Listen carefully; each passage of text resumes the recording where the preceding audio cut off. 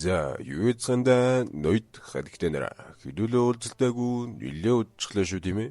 За ингээд та нар минь шинэхэн бичлэгэнд дуглан сууж таалан сууйрцгоно. Эллен Ворнес гэж яг хэн байсан бэ? Одооноос хэдүүлэн Эбигейл дуудавч. Тэрээр би 1989-с 1990 оны хооронд Флорида мужид 6 эрийг цааш харуулсан эргээр ял идэлж байгаад нас эзэлсэн нэг юм. Эвин Флоридагийн хурдны зам дээр бие үнэлэгч идэв байсан бөгөөд түүний аллаг 1989 оны 11-р сарын сүүлчээр эхэлсэн бөгөөд түүнд үхлийн охин хэмээх өөрт нь дэндүү сайхадмаар хож өгсөн юм. 1991 оны 1-р сард баримтлагдсныхаа дараа тэрээр өөрт нь тулгасан 6 эрэгт заазаар авах ял авахаас өмнө 7 алга үйлцнийг хүлээн зөвшөөрсөн юм. Түүний түүхийг баримтат кино, ном зохиол, уур зохиолоос гадна 2003 онд Чарлиз Тероны тоглосон мангас кинонд мөн 2021 оны Alien кинонд дүрсэлсэн байдаг. Манай бигийн бага насыг дөрөвдөл 1956 оны 2-р сарын 2-нд Мичиган мужийн Рочестер хотод Alien Carol Pittman нэрээр эрхчлөөний их оронд мэндэлсэн юм. Түүний эцэг эх болон Diane Warnes Leo Pittman-аар түүнийг төрхөөс өмнө салсан. Тэр үед Эбигийн ээж дөнгөн данган 14 настай, аав гэх Pittman нь 18 настай байсан юм. Чүдээтэй 15 настай Diane өөрийнх нь айлан болон түүний том ах Kitty-г орхисны дараа Diane-ийн эцэг эх хоёр Эбиг хууль ёсоор өргөж авсан юм. Хүүхэд хүчингийн эргээр шоронд хоригдож байхдаа амиа ойрлж нас барсан төрсөн эцгийн Эби хизээж мэдэж байгаагүй юм. Эби Мичиган мужуулсан ойролцоох Троёдод өргөж авсан эцэг эх Кит болон өргөж авсан хоёр ах дүүгийн хамт торинон өссөн юм. Баг байхдаа галаар нүрэн түлж байсан бөгөөд тэр эцгийн зантай болж найз нөхдөд олоход ч хэцүү байсан юм. Ойролцоогоор 10 настай дан Эбигийн эцэг эх нь түүний төрсөн өвөө эмээ гэдгийг мэдсэн юм. Хэвлэл мэдээллийн хэрэгслэр хожим Эби болон зурлал орчин Тэд Банди хоёрыг харьцуулсан юм. Тэрээр өвөө эмээгээ эцэг эх нь гэж хэдэн жилийн турш илтгэж өссөн. Энэхүү мэдлэг нь айз жаргалгүй айлд улам хурцтмал байдал нэмж байсан юм. Түүний өвөө Лаурин хатуу сахилгуудтай нэгэн байсан бөгөөд нэг удаа Эби түүнийг нохонгүлэг живүүл жалахыг харж байсан юм. Эбиг дараа нь өвөөгийнхөө бие махбодын болон бэлгийн өвчрхийлд өртөж бага наснда ахтайгаа хүртэл бэлгийн харьцаанд орж байсан гэсэн мэдүүлэг гаргасан байдаг. 11 настай байхдаа Эби өөрт нь мөнгө төлсөн юм уу тамхи өгдөг хөвгүүтээ бэлгийн харьцаанд ордог байсан нь тамхины гахаг их хожтой болсон юм. Тэр бэлгийн харилцаанаасаа болон үе тэнгийнхнээсээ улам бүрэл тусгаарлагдж байсан юм. Эби хэдидүүдээ гэрээсэн зуудаж улмаар насан туршийн гүйчүүдийн орих ангид илгээгдсэн юм. Хүүхэд төрүүлснийхээ дараа Эби сургуулиа орхиж насан туршийн гүйчүүдийн орих анги Эбигийн байшин ойд унтах эсвэл орхигдсон машинуудын оронд хэлэгдэг байв. Архитын сүгтүрэхтэй тэмцэж байсан гэмээ Британи 1971 оны 7-р сарын 7-нд элэгний ад дүүрэл өвчнөөр тэнгэрийн орон руу заларсан юм. Энэ үед Лаури 15 настай ач охиноо асархаас татгалзаж 5 жил хүрэхгүй хугацааны дараа буюу 1976 оны 3-р сард Лаури амиа орлж нас барсан гэж Сьюреслийн үхлийн санаа номод бичсэн байдаг.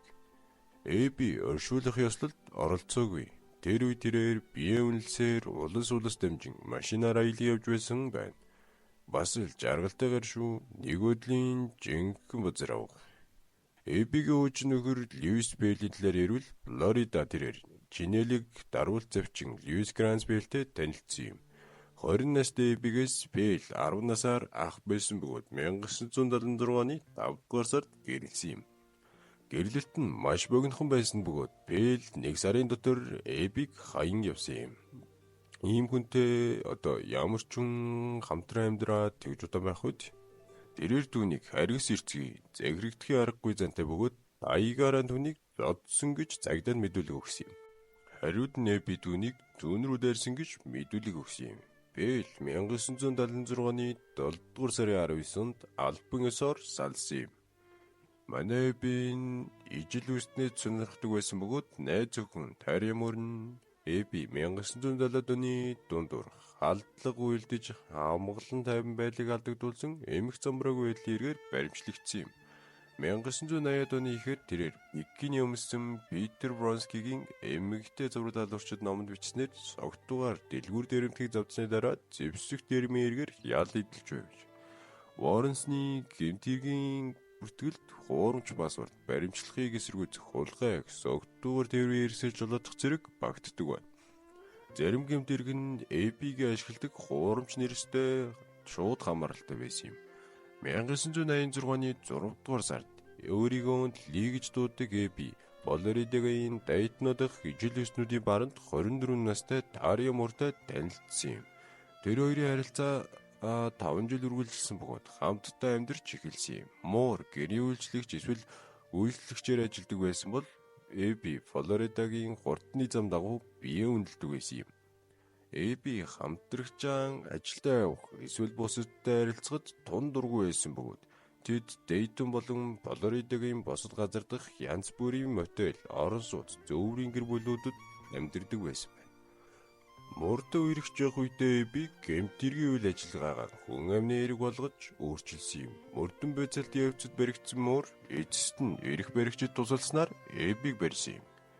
Түүний охирогчноос дурдвал 1989 оны сүүлээс 1990 оны намар Эбби Флоридагийн хойд болон төв хэсэгт байрлах хурдны замын ойролцоо дунд болон ахиваг насны 7 эрэгтэйг буудан хөнөөсөн явдал юм.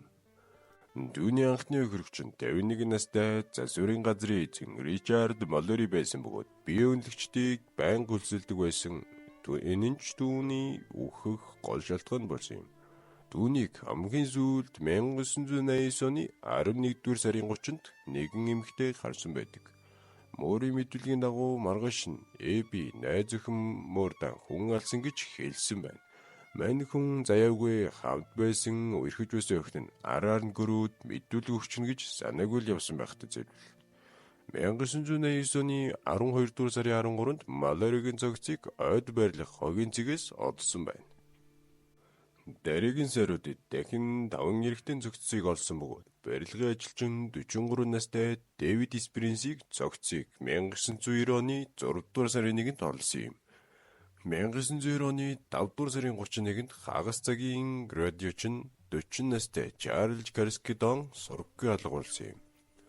Түүний цогцыг 6 дугаар сарын 6-нд олсон бөгөөд 1990 оны 8 дугаар сарын 4-нд түүнийг сургаггүй болсноос хойш 5 хоногийн дараа худалдагч 50 настай Трой Бүрис нас барсан байдалтай олдсон юм. 1990 оны 9 дугаар сарын 12-нд 56 настай Чарли Стик Хамприс хүүхдийн хүчирхийллийн мөрдөн байцаагчид олсон юм. 1990 оны 11 дугаар сарын 19-нд 60 гаруй насны ачааны машин барьдаг цагдаагийн нөөцөд ажиллаж байсан цагдаагийн офицер Уолтер Антонио олдсон юм.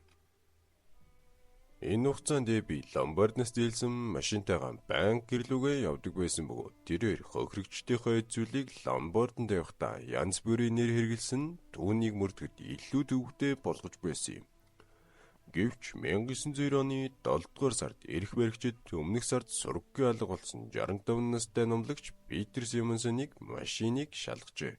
Гэрчүүдийн хэлснээр Эбби Муур хоёр номлогчийн машинаас гарч явахыг харсан бөгөөд хаалганы барийн үйл дээрх хурууных нь Эббигийн хурууны яйтай яг таарч байсан байна. Түүний баримтчилгаа шүүх хурлын талаар ярил 1990 оны намар эрх баригчид хүн амны эрх цэжиглэгдсэн хоёр эмэгтэйг хайж байна гэсэн мэдээллүүд Муурыг Флоридагаас зугтах Эббиг орхиход хүргэсэн юм. Эбби 1991 оны 1-р сарын 9-нд Флоридагийн Форт Оранж дахь Делас Resort баранд бие үнэлж байгаад баримтлагдсан юм.